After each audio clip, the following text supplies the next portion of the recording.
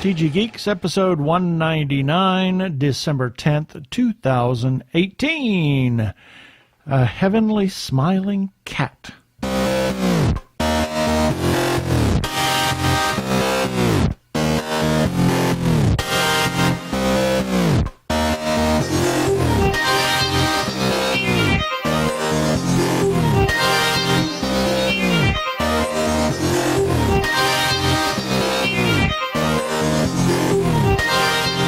Hello and welcome to another webcast from tggeeks.com, where Ben and Keith, the two gay geeks, talk about all aspects of geekdom and nerdery. Sci-fi, comics, film, horror, genre, you name it, we talk about it. I'm Keith Lane. We're coming to you from TG Squared Studios in lovely Phoenix, Arizona. We're probably in Cancun by now. And I'm Ben Raggington, also coming to you from Cancun. No, but hopefully. But no, I'm in Phoenix, Arizona. Today. And let's get the show started. Prepare for hyperdrive. Meanwhile, in this episode, we have Cheshire Moon. They are a man and a woman. They're married, and they do folk music. Yep. And you'll find out. And they're delightful. And they are delightful. You will find out what folk music is in this interview. And it's a twofer. So we're in our first episode, we're going to talk to Cheshire Moon. We're going to do our birthday shout-outs, our featured podcast of the week, feedback, and then another entry of Cheshire Moon. Yes. We had them in our studio in the hotel at CocoCon. Yeah, it was a great talk. Great talk. I learned a lot. Yeah, it was a lot of fun. And then we'll do a weekly recap and then follow-up items. So let's get right into this interview.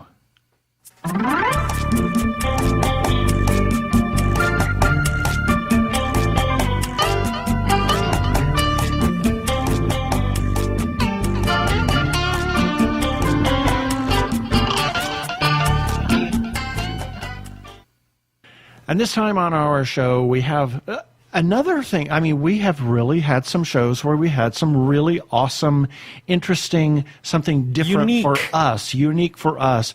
And this is definitely unique. We have Cheshire Moon. And you say, what the heck is Cheshire Moon? Well, it is Eric Coleman and Lizzie Crow. Got it. I got it. I remembered her name this time.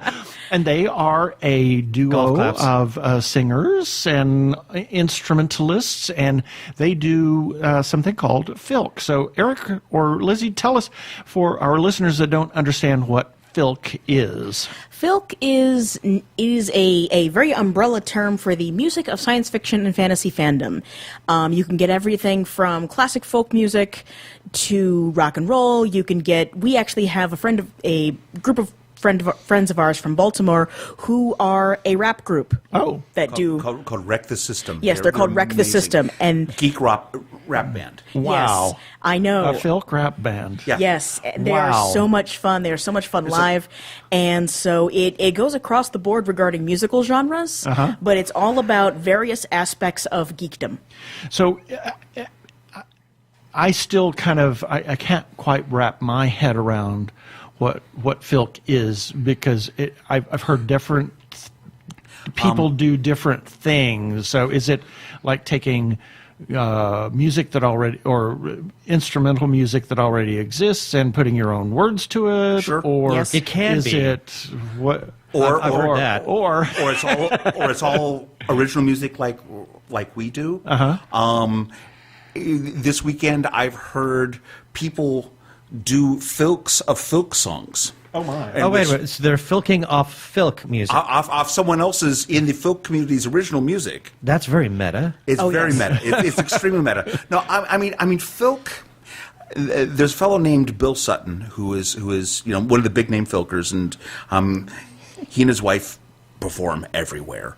And what's called Sutton's Law is filk is what happens in a filk circle. Okay. And so basically, if you consider yourself to be a member of the filk community, whatever the music is that you do is filk. Oh, interesting. Yes. I was in a hard rock folk band called Toy Boat. We took classic folk songs and turned them into big, loud 70s style hard rock music. I have done the much folkier thing with Lizzie. I was doing a kind of Loudon Wainwright-esque confessional singer-songwriter comedic thing when I was performing solo. There are friends of ours who it's based on Celtic music. There are friends of ours who it's based straight up 60s folk rock. Think Fairport Convention does geek songs. Yeah. Okay. That's scary. So the unifying convention, I suppose, is the sci-fi fandom community. Something of that genre. Yes, something of geekdom. And the community actually more than the subject matter. Really? There's a lot of people who are in folk who really don't do a lot about fantasy or science fiction, but it's about being a geek. Oh, it's about being a certain sort of person, and then there's people who just write songs about rocket ships. Oh. And there's And people write who songs about Doctor Who. and write songs about dragons and whatever. It encompasses such a wide range of music and such a wide range of subject matter and forms and styles. Most of it tends to be folky. Right. Most of it tends to be acoustic guitars, singer-songwriter sort of stuff. And that was actually where the term filk came from, is it was a typo. Yeah. It was originally supposed to be folk, and someone hit the I instead of the O, and Oh my Lord! the community just ran with it. It's like, we have a term, let's go. That is amazing. It was about 54 or 55. Yes, that was in the mid-50s. And somebody so It's been around for that long. Yeah, I know that. yes. That Wow. We were talking about somebody, but Gene Turnbow uses a ukulele for a lot of things. I know. It's fascinating. I know several uke players who that's what they do. They get up with a uke or a mandolin, and that's what they perform with. I know people who simply walk up with nothing but their voice. Wow. And I've seen many acts over the years of just someone walking up for half an hour, just a microphone in front of them, and being absolutely compelling. Wow. No backing tracks, no music, nothing. No, just, nothing. Just kind of out there, sotto voce. Yeah. It's kind of there has to be a really stroke of genius and talent in order to be able to do something like that. Where do you come up with some of the ideas for your material? That's a question any artist will look at you a little fish-eyed at, because it's like, well, that's kind of everything. It's different for every person. It's different for every kind of art. It's just whatever moves you. Yeah. Whatever moves you emotionally, intellectually, whatever hits you as something interesting, you run with it. Right. So it's kind of like asking an author what inspires you. Yeah, where do you get your ideas from? It's like, well, life. I was walking down the street and Exactly. a bird pooped on my head. It's like, and a bird, dive bombed me because apparently I got too close to the nest. and it turned into this sci-fi fantasy series. Exactly. Wow. I'm kind of mind blown there. And you will also have authors that draw from political situations, Yeah. in their own lives, in their communities, in their countries, and that's where so much really good fiction comes from in general, not just in the sci-fi community. It's just experiences of the world Right. and how you want the world to be. Not necessarily how the world is. You Right. see this kind of conflict, and you get that, what would I have done in this situation if, money was no object and neither was power? What would I have wanted to see? And, whole book series come out of things like that. Right. Go ahead. Each of our albums really kind of has an underlying unifying theme to them. That Unifying thing. you have to go digging for it, and you have to know us pretty well. But the first album is very much about discovery, and it was written our first year together. The second album is very much about being more comfortable and the things going a little smoother and everything because we'd settled in 3 years in. The third album is fairly dark because I'd gone through a lot of health problems, hand surgeries and knee surgeries and back problems and everything else, and so it's a little grimmer. And so every one of them has kind of a different feel to it. The most recent one is more of a grab bag because we wrote 52 songs last year. Right. And the new album is the best of that. Yeah. We were in a writing group where we got a prompt every week. Oh boy. Every Monday morning we got a new prompt, and you had to have a song that was at least 2 minutes long, connected to that prompt, uploaded to the Google group by the following Sunday. Wow. We are never doing that again. It was a brilliant exercise. Yeah, well, and it gave us stretched the you, I'm opportunity sure. to do something that most people don't really understand that you have to do in art. You have to give yourself permission to suck. Because Well, everyone yes. is going to. But that process, it's a growing process. You find out what works and what doesn't work. Exactly. Yeah. And at the same time, you can get a lot of garbage out. Because I remember Oh, yeah. hearing an interview with Ringo Starr, and he was commenting about how come I'm writing. He went to George Harrison, and said, I'm what's wrong with me, love? I'm writing all this trash. And George says, well, hey, I was writing trash long before you did. I got it all out of me. Exactly. You get all of that out of your system, and you figure out your own process Right. for making things really function. And out of those 52 songs, we got 2 albums. The next one will be out next year. Then one is this year. And it's a bunch of random songs. The next one's going to be a theme. It's going to have a unifying theme to it. Yeah, we actually Right. had a full concept album. So, And then we have a bunch of songs that we hope people never hear. Yes. right. So you do, each album is somewhat different. You say it has a unifying theme, and do you have a particular style or is it always different, or? It sort of depends on the nature of the music. The music sort of dictates how it wants to be played, or how it sounds best. Our first album had a lot of vocal and guitar with a little bit of violin on it. Our second album And a had little bit of drums here and and there. a little bit of drums here and there. And the second album had more lower instruments, such as the viola and some cello influences. So there was a different feel to it overall, Right. because that was more of what the music felt right being played as. Right. And so that has a bit of a bearing on how the albums sound. Is what does the music really sound best as? Right. Yeah. So how long has Cheshire Moon been in existence? 8 years. 8 years. And that kind of happened in It happened at a con. at a con. We met at a con. We started dating at a con. And you started filking at a con. We- Wait. I've been- Wow. Wow. Okay, so it's going to be that kind of show, is it? Yeah, I forgot to tell you, this is supposed to be a PG.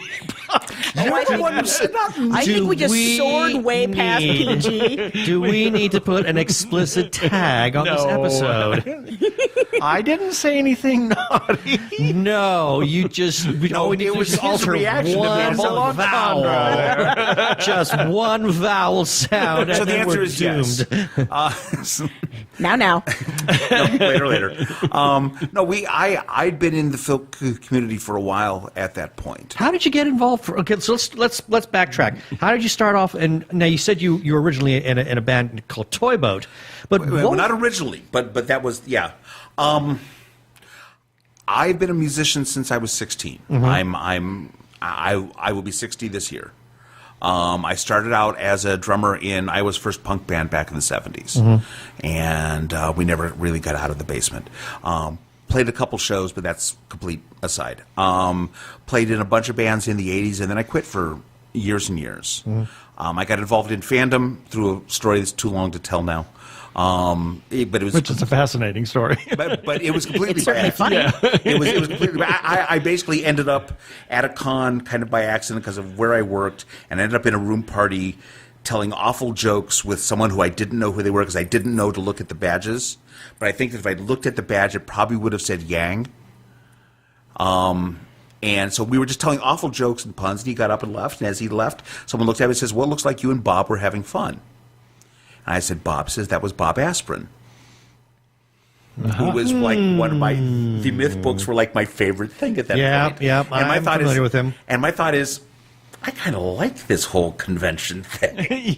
I just got to hang out and jam with one of my favorite writers for half an hour and offend an entire room because we were awful, just awful stuff. And I never saw him again. But I started writing songs again, and I started performing again, and I heard that there were these music circles that went on late at night, and I kind of snuck into one with a couple songs in my head, and I sat back in the corner and kind of watched things for like an hour or two and couldn't get up the nerve, and finally got up the nerve and sang one of my funny songs, and people laughed. And then I sat for like another hour and a half, and I finally chickened out and I left. And I did that for a couple cons. And Jan DeMasi, who's kind of the Midwestern folk goddess, she ran the music at .con for years, and everybody in folk knows Jan. Always thought I was showing up and playing a song and then leaving and just kind of hopping in and playing. It's like, no. I would sit there forever just going, my stuff doesn't fit. But then I realized, okay, people get my jokes. And so I performed solo for about 10 years.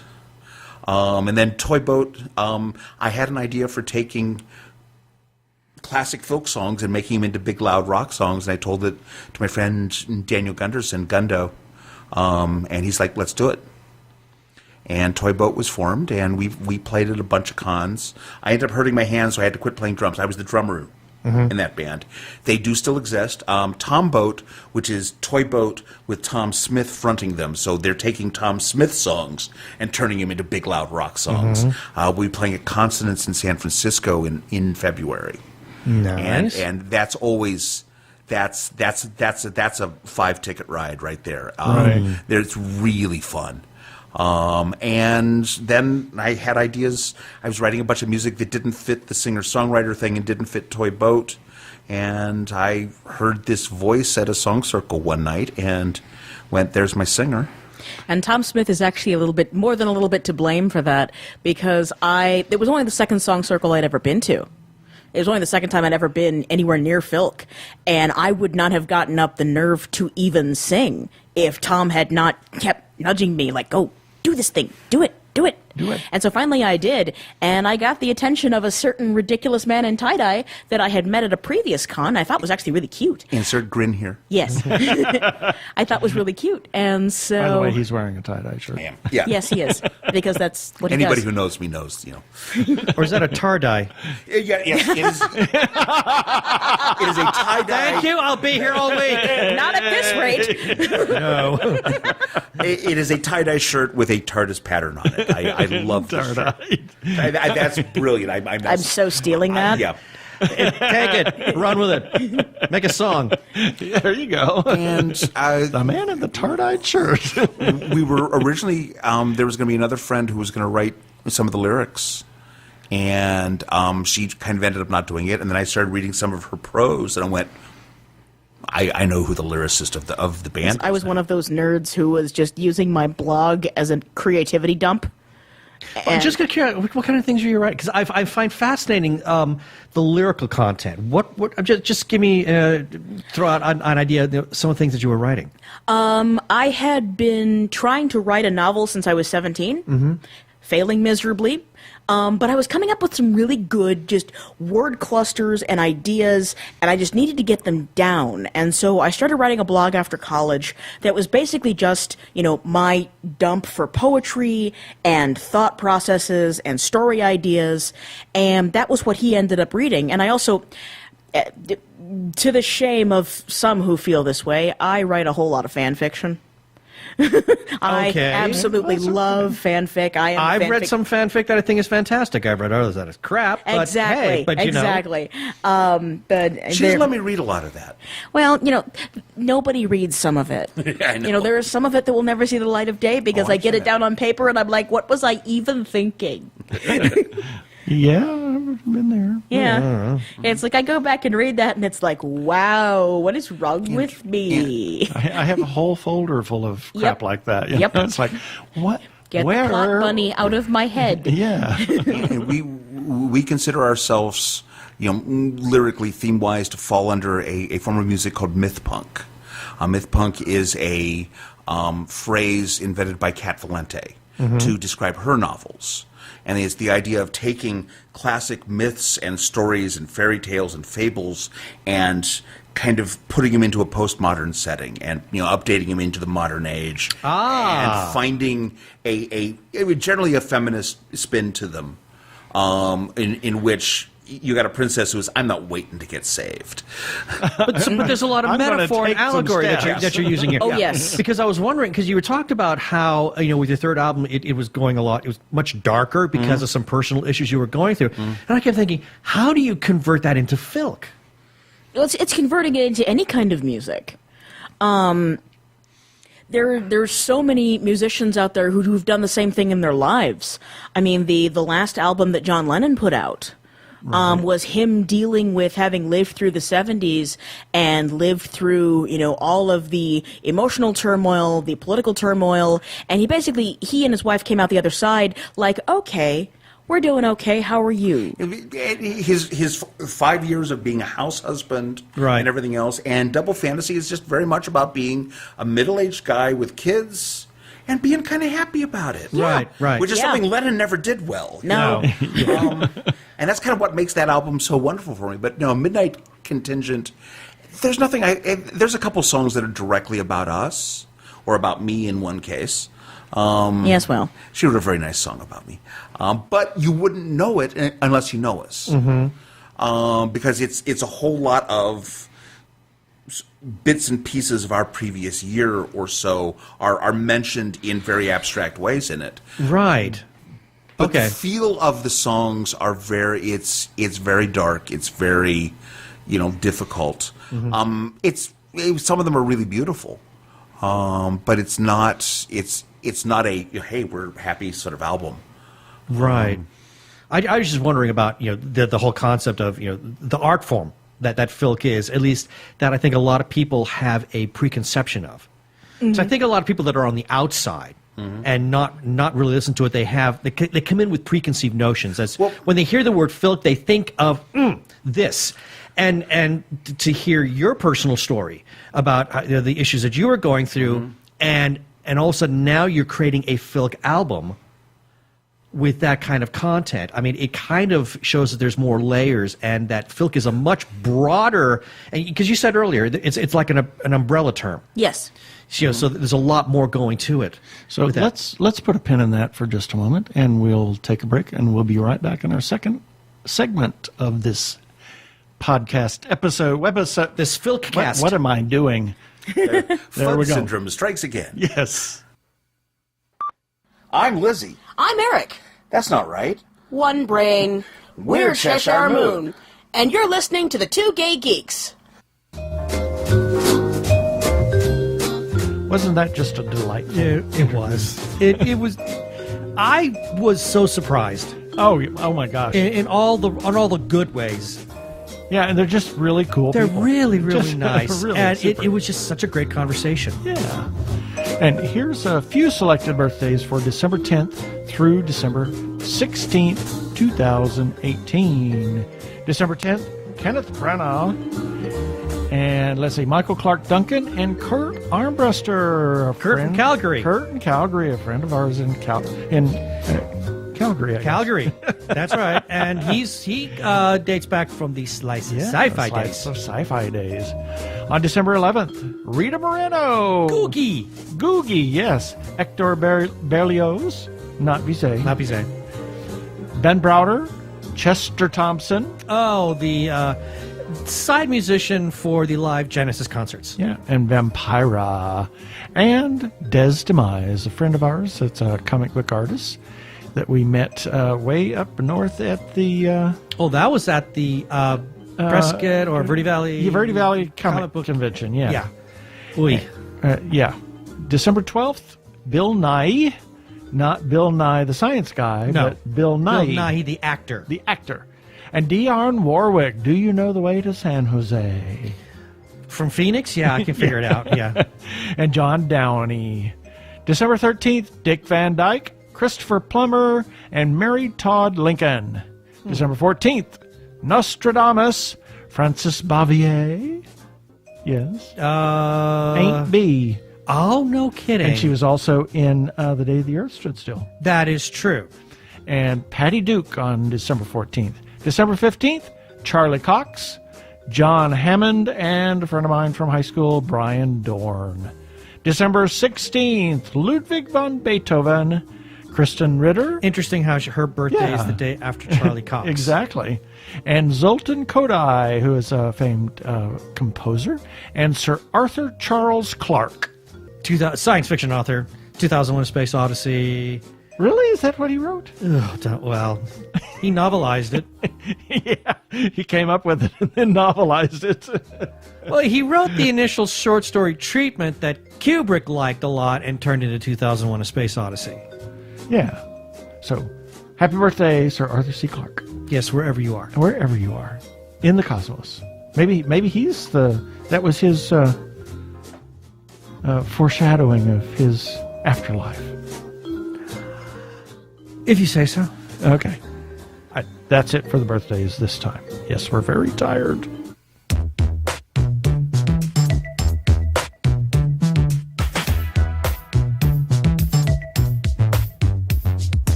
Technorama, the podcast for geeks, because geeks are better than cool. You don't hear someone say, "Get away from me, you cool person." Who's gonna have their 65-inch home theater system installed by the Cool Squad? Not me, that's for sure. How much cool cred do you have? Not enough to care about. Think you'll find any canned unicorn meat at thinkcool.com? It's just a part domain name.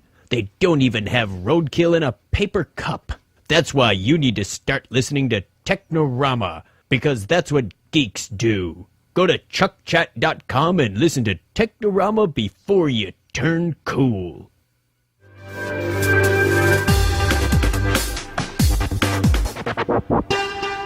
That never gets old. Go give it a listen to our friends Chuck and Craig over at Technorama. We've got the whole thing memorized practically. God, yeah. So, and now it's time for everybody's favorite feedback.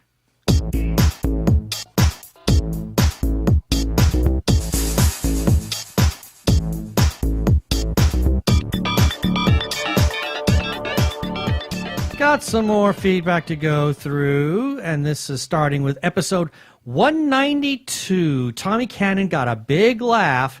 He says, hearing Ben attempt to say cross-stitch made my day.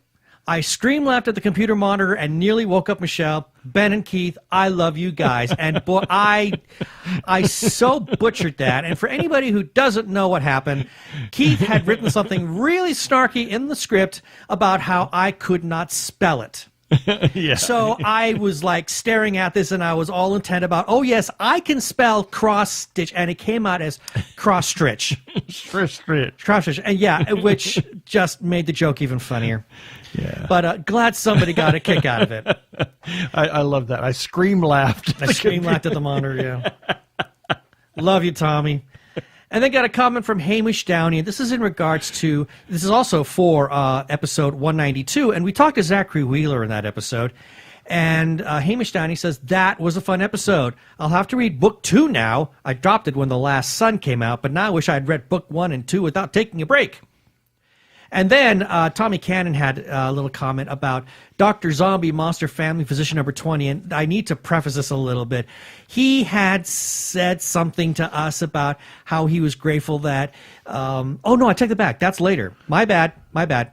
He makes okay, boy, did I mess that one up again. Oh, well. I'm tired, people. We are really tired. Really tired, so please forgive me.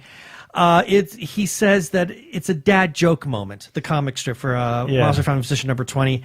He says, yeah, dad joke moment, even though I'm not a dad. And it's got something to do with the fact that the dragon is a tire-eating dragon.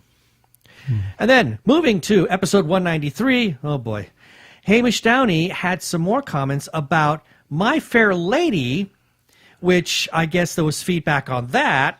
So he says, the ending I was speaking about was an epilogue added to the print edition of the play after it became popular.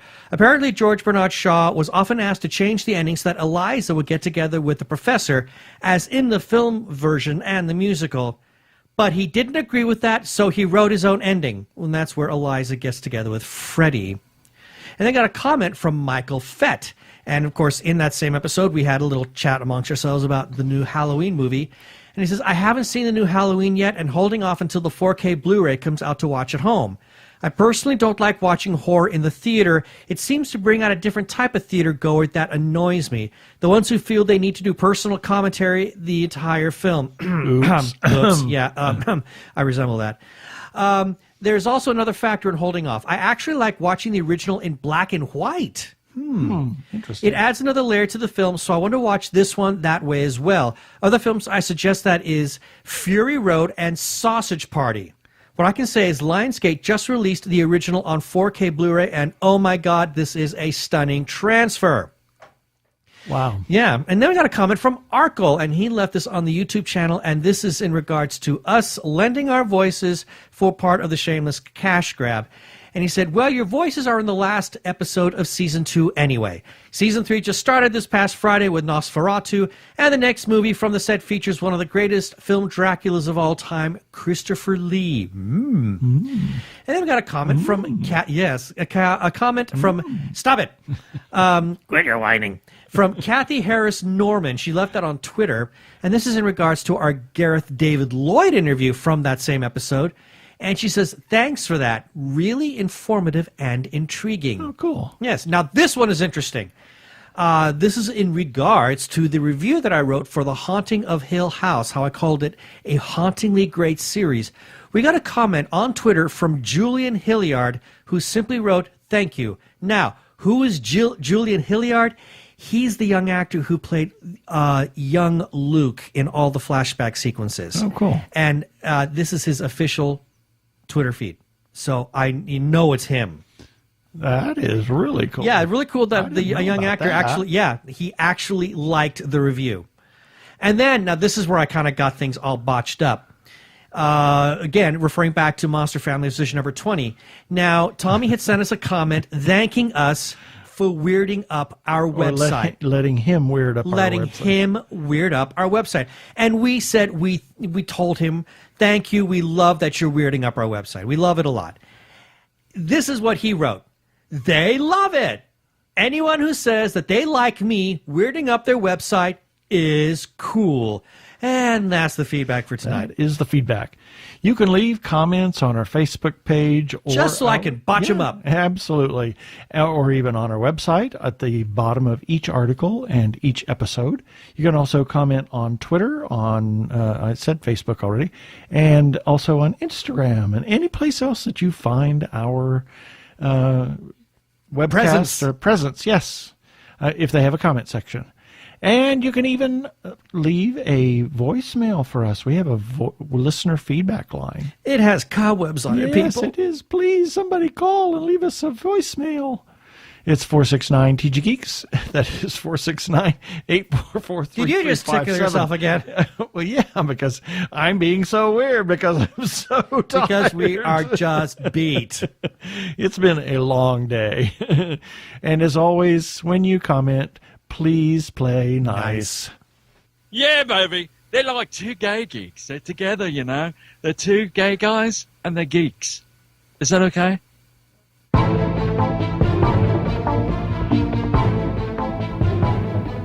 And here's Cheshire Moon Part 2.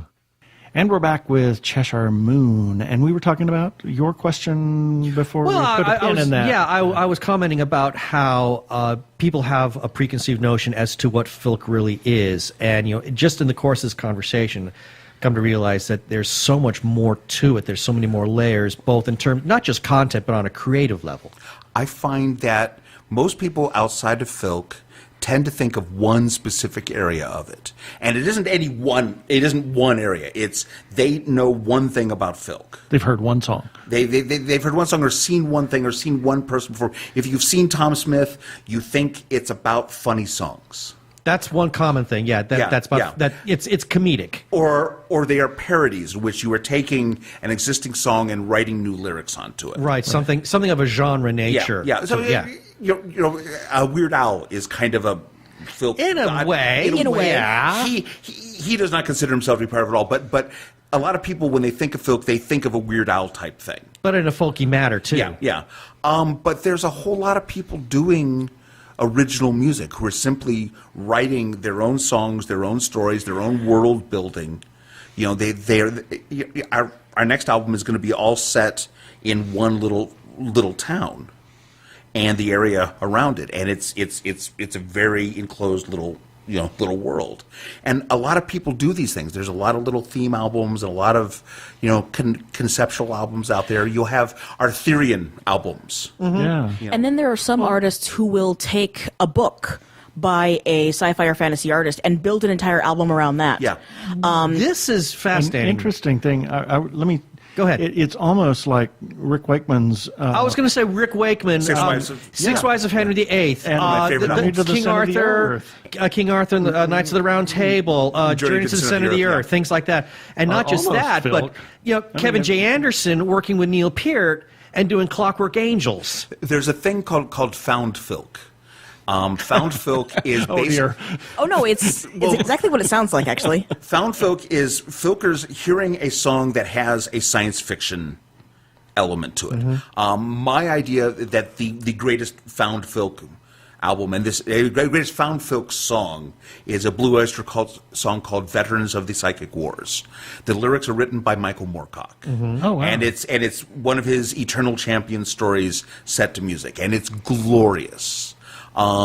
There's a lot of bands who do very science fiction oriented stuff, and the filk world tends to look at them and go, they don't know it, but they belong to us. Yeah. Well, it means that, okay, and you, as you said earlier, filk has been around since the 50s, so clearly it seems like that artists, and like, hey, Metallica has dipped, and Zeppelin, they've just not been strictly heavy metal. They've dipped their toe into, actually Zeppelin. That's another excellent example. Infamous. That's another good the example. Infamous Stairway to Heaven. Well, not just Stairway to Heaven, but they have done songs that have had references to Middle Earth. Yes, they've done lot of Tolkien Tolkien songs. references. They've done Tolkien songs, absolutely. Robert Plant is a huge Tolkien fan. Yeah. And in a way, that is very much found filk. It is popular music. It is double A radio, but it is still has that sci-fi fantasy heart to it. Right. And that is what filk is. It can be any genre of music. There's a friend of ours who plays the cello, and she's on stage and she has a looper. And she can build a thunderstorm on stage using various aspects of what she can do Right. on the cello, and then she sings over that. Yeah. Yeah. I ran a 1-watt radio station at a. I was going to ask you. Oh, this is one yeah, watt. yeah. This is fascinating. This is a great story. We heard this last night. When you This is said fabulous. 1-watt radio station last night, I thought, did you see my jaw just drop to the floor? I thought, what? 1 watt. Basically, we had a transmitter. We had a 60-foot long cord. We had a big open field outside the window. I was on the ground floor. We'd open the window, run the cord out, run this antenna out, and so that side of the hotel could hear the radio station. You are a man after my own heart. I would think I'm something stupid like that, And actually, it was a friend of mine's idea. He built the transmitter, but he didn't want to run the station. Right. And because I'm a music freak, they of course called me and said, "Come do this," and I did it for 9 years. But one of the things is that I had Sci-Fi Friday night, and from 7 to 9 I played science fiction oriented rock music. Never any filk. I always had filk shows, but I had something that was a 2-hour slab of music from mainstream music that was all science fiction oriented. And every year I had certain songs that always made it, but every year I probably had 15, 16 hours worth of music in my library that I could have put into that show. Yeah, wow. Hawkwind, I could simply put their entire output, because all their stuff is about outer space. Right. We're going to have to, when we put this episode together, we'll have to do the Krypton Radio promo. Oh, God, yeah. Please. Since you guys said that they have all of your stuff, so. They should. I think they do. Yes. Yeah. It's a great radio station. I listen to it periodically, other than our slot. I actually listen to it at work sometimes because they So do I. let us stream radio, and so every once in a while I'll put it on and see what's going on. Yeah, once in a blue moon. I can't do it very often because we have no Wi-Fi where I work, and I don't want to hog up the data. Yeah. Well, I have the Wi-Fi at home, so since I work from home. The Wi-Fi in my office is actually exceptional, and they built it specifically because they knew people were going to be listening to stuff, and they're like, You're going to do it anyway. Why eat your data plan? We can do this. Yeah, I wish my company would think that way. Well, I'm in an office full of paper processors. So we process a lot of stuff. We are staring at computers for 9 hours every day, and they're like, and my office is basically like, we want you to be comfortable. We want you to be able to get through your day and not hate what you do. Well, what can we do to make this easier on you? And so they gave us giant Wi-Fi. Yeah, I work in health insurance, and they're paranoid. Yeah. Well, I work for a stockbroker. You want to talk paranoid? You talk about paranoid. Yeah, there you go. So you are here at, we're doing this interview from our mobile studio at the Doubletree in Phoenix, Arizona. And that was your Doubletree by podcast. Hilton Doubletree in by Hilton. Phoenix, Arizona. And that, at ladies and CocoCon. gentlemen, was a podcast voice. Yes, that was my podcast voice. Arizona. So we're recording this at CocoCon 2018, which is the first year, and you guys were invited as the Filk guests of honor, yes. And so you obviously do other cons. What's next in store for Well, actually, Cheshire where are you guys Moon? based? Yeah, where are you We are based in Ames, Iowa. Oh my word! Oh my Lord. It's better than that. We drove down here. We drove from the Oh, center of Iowa dear down here to Lord. Phoenix. It was glorious. So what you took like I-80 and then dropped down 17? Oh no, we took 35 down to Oklahoma City and then 40 across. 40. Oh, And then we did the 18-mile drop. The out. nightmare that is Yeah, we know the 17 drop. down from Yeah. We're Flagstaff. not going back that way. No, we're not. Actually, the way back isn't bad. It's the way. not bad. No, we're going up 87. We're going to go up Oh, and cut so straight you're up to Holbrook and over. We're not. I don't But like heights. That's kind of a. That's a very treacherous drive. It's kind of an odd is. drive. It's- too. it can be treacherous. be a little windy. And, Yeah, it can be a little freakish. Actually, the drive up to Flag is better than Yeah. the drive down. Seriously. But I mean, there's some beautiful country out there, and you actually have to go up. You will be through going- you will be going by near the petrified forest and the We- painted we- desert. We actually saw went that there. on the We went way there on here. Thursday. We went there on Okay. Thursday. Yeah. We did that on Thursday. you yeah, get and some it'll take you near the interesting- meteor crater too. And we didn't have time. Did you stop in Holbrook and see the Wigwam Motel? No. We just kind of drove through because we went through the petrified forest, came out the south end, came back. Oh, just you got back have on to the go freeway. see the wigwams. And Yeah, Holbrook. it's so cool. We will take that under advisement. I have a photo of it. I'll show it to you. We're going to go back up through Holbrook. So yeah, Yeah, Yeah, because Holbrook is really charming. This was the old Yeah. town section of it. We're Route 66 fans, so we've gotcha. done all of Route 66 in Arizona, New Mexico, Texas, Panhandle, Through up through Needles, Oklahoma, up through what is it in Missouri? Well, we didn't. Well, Springfield. Yes, Springfield. And then we haven't done the rest up to Chicago, Not and we yet. haven't done from Needles to Santa Monica. Oh well, although we we did Santa Monica, We yeah. did the Santa Monica Pier. Yeah, so there's Yeah. a whole middle section right there. Anyway, we have Interestingly, both Eric and I used to live about 3/4 of a mile north of the Chicago end of Route 66 when we lived in Chicago. And I lived in Tulsa, just, about half a mile from the Route 66, which was 11th Street. Okay. And I didn't live anywhere near it, but my dad was a fan. So, and then I worked on old Route 66. It was 266 at that time in Claremore, Oklahoma. for a Oh, while, okay. so Okay. Fun. fascinating. Anyway, So Anyway, next up for us. yes. Next up for us, we will be the guests of honor at the Ohio Valley Filk Festival, which is the big annual Filk Festival that happens in Columbus, Ohio. That is How big is that? As a festival goes, because again, I think this is a very educational episode that we've got going on here because a lot of people don't fully understand. So, how big is this? I want to think 200 or 300. It's between 200 to 300 and possibly as much as 5 depending on the year. Cool. It's the biggest folk con, if I remember correctly. Okay. And there are 5 to 7 folk cons in Worldwide. worldwide, depending on the year. We have some friends that live in Columbus, so It's a lot of fun. It is an entire weekend of music starting Friday afternoon and going all the way through to Sunday night until everyone goes to bed finally. And these are folk circles that will go on all the way till dawn. wow. And there will be multiple circles around the hotel. It isn't just. I mean, everybody does music in some way or or another at these. Even if they're just sitting back and listening and partaking. And this is actually one of the things that I love about OVFF specifically. They have in the main ballroom where the big stage is, they have tables set up along the back of the room for crafters to sit and listen and do things. You know, I like that. You will have knitters and crocheters. You will have people who are, making dolls. You'll have people who are knitting socks. You'll have people who are spinning wool. All kinds of things. I'm not even kidding. Wow. Usually they're up against the back wall because the mechanism that moves can make a little bit of noise, and so they try to keep themselves back away from everybody else. Grinding the flax that they're going to make their Very much. papyrus out of. Yeah, but if you got someone that has a good sense of rhythm, it could add percussion. There you go. Ooh, Hey. that's an idea for the rhythm We section. totally need to tell Elise that. Yeah, we do. Get you one of those a knitting. It's a kind of a knitting machine. yeah. Oh my God. Oh, Wow. That could be a fascinating little. And you wonder why I want a spinning wheel.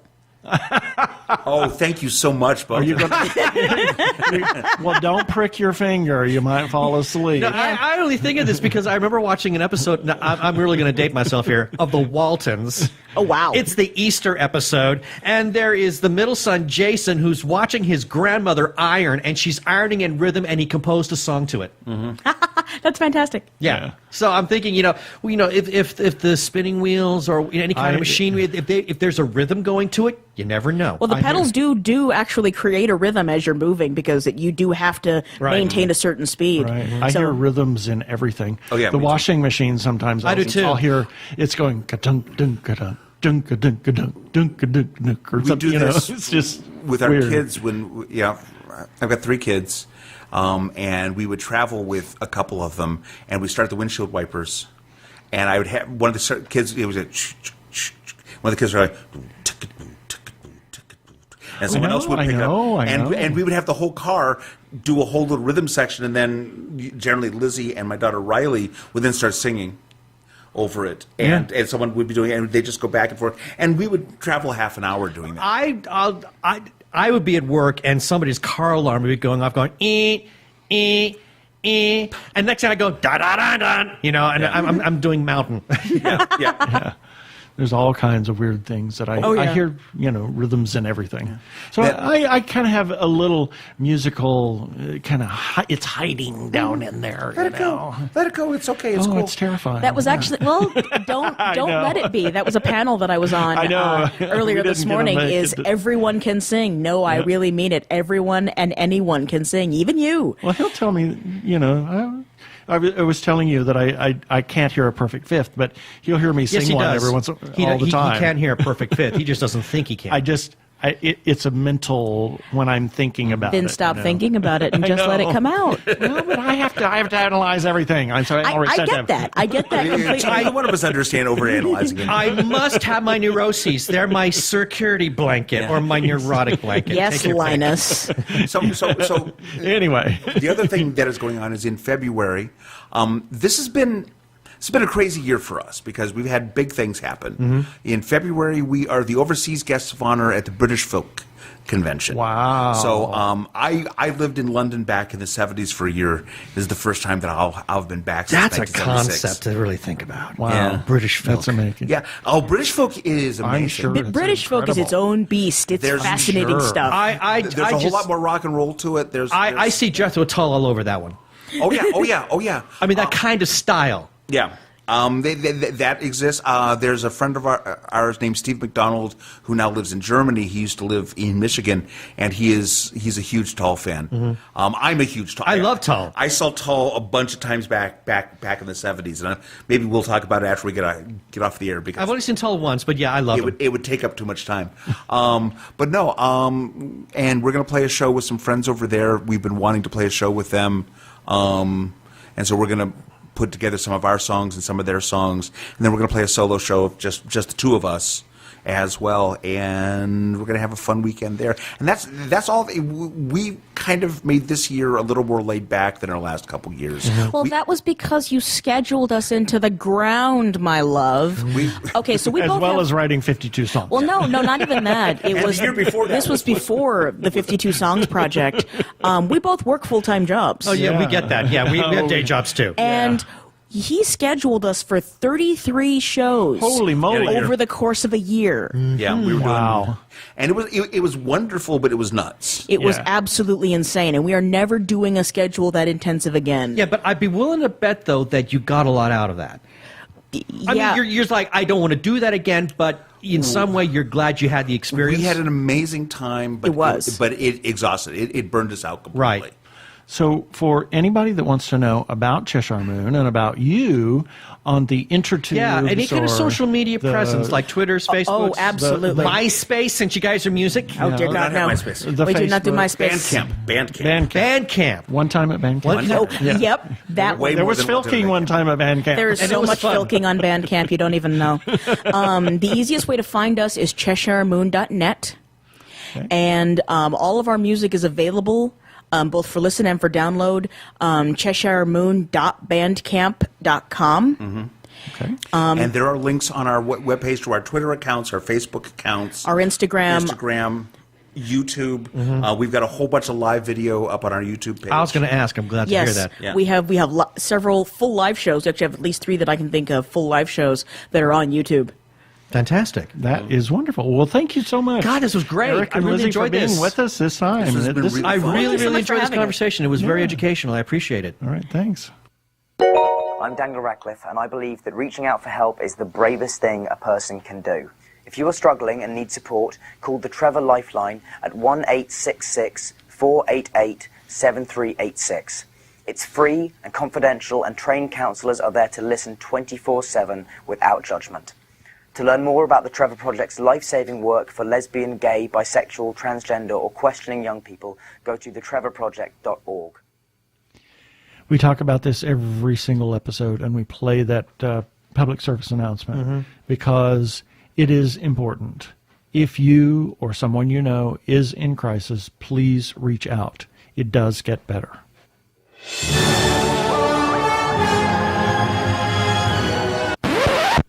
Well, we don't have a recap for last week except Because that- we don't know what that week is Yeah. yet. We did have a Dr. Zombie, and we had an episode, and we had a new sushi. We know that. That's all we know. That's all we know. And we know that there is content. We just don't know where it all sits. Yeah, we haven't scheduled it yet. So check it out at tggeeks.com. If you only listen to the webcast, you can go over there. We have lots and lots and lots of content, and you can see the entries on Facebook page. Please visit and comment. As always, we have follow-up items. Check out the widgets on the left-hand side of the page, or left-hand side. Yeah, the right-hand side. Turn around, and then it's your left-hand side. Anyway. Or whatever. Wow. I don't know. There's lots of stuff over there. Books that we support, authors that we support, causes we support. Check it out. We're supporters of Arizona Opera. Please check out azopera.org. The rest of the season is incredible. We're going to talk to Joe Spector in January about the rest of the season. So keep an eye out for that, and check out our restaurant reviews category. We do several restaurant reviews, and we're going to have several more as we go along. And as everybody knows, we are huge supporters of independent creators, whether it's filmmakers, comic book artists, writers. Please buy their stuff, talk to them, tell people about them, have cash if you go to a con or a book fair or something like that.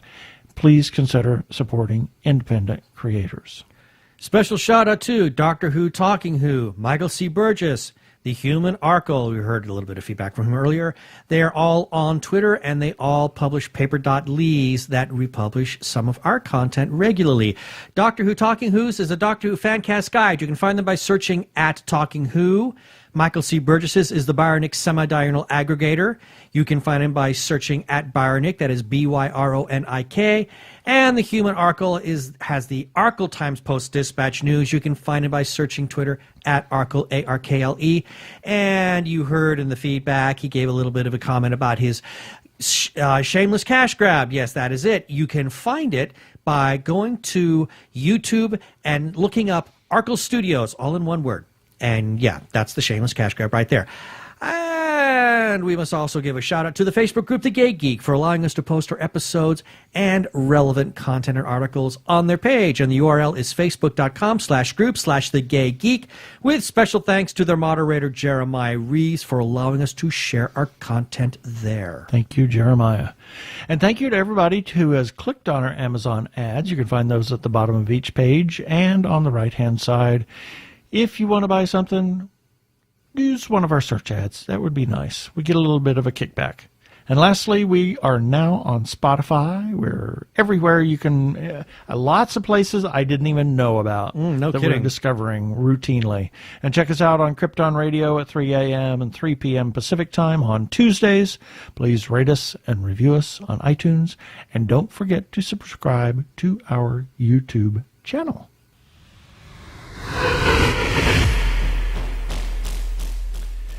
Up next week, we have our 200th episode. That's we got right. a little special thing prepared for you, so check it out. It's quite a milestone. Yes, So, it is. Episode 200 next week.